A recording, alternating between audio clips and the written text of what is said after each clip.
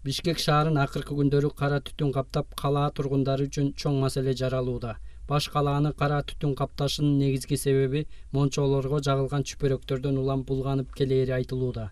Бул маселени чечүү үчүн Бишкек шаарынын 1-Май районунун өкүлдөрү укук коргоо кызматкерлеринин коштоосунда шаардагы мончолорго рейд жүргүздү.